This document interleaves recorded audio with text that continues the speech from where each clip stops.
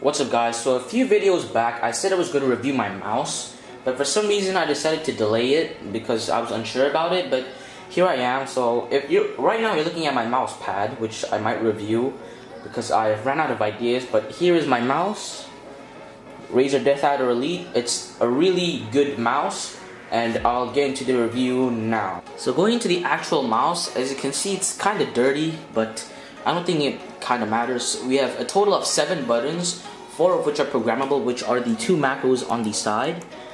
The DPI shift, which weren't there in the Deathadder Chroma model, which is I guess the older version. The buttons, the left and right click, have a slight curve onto them. If the camera can see.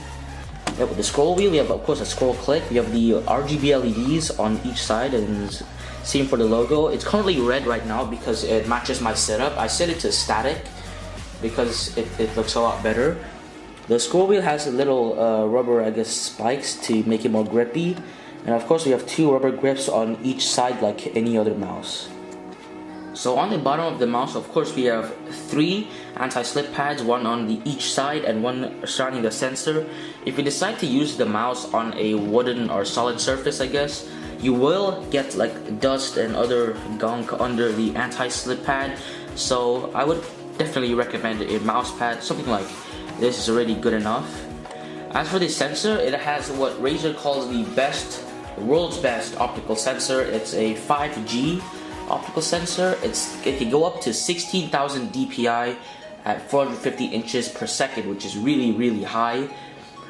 And I can show you in a moment later in the program. So this is Razer Synapse, the program to use. You can download it from the Razer website, of course. So in the bottom here we have the devices that can be programmed. So if I go to my mouse, it will show up this, and you can program the mouse button. So just click on this and you can see the functions. If you want to set it back to the default, just go to default, and there you go. And I'm not gonna save it right now because it might mess up my configs. Performance, all the DPI stuff.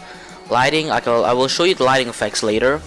And there's also, of course, brightness, because there's bright and dim is basically off because you can't see the light. Calibration is something you use to, I guess, unlock new features, I guess. You can select a matte, and that's about it. Macros, you can record macros. Chroma apps is like, for example, like cam software. I think you can use it to sync all your LEDs. I don't have any right now, so I can't really use this. Okay. Stats is something new, I think. I don't really know what it's for, but like if I go this, it goes to my keyboard stats. So I have 2,000 keystrokes almost, and damn, that's pretty little. But yeah, that's stats. And of course you got the updates, as you just heard just now. So if I go and install update software, that's gonna show up update now. Sometimes it will have to restart your computer. See, this update will take about 5 minutes and may require you to restart your computer.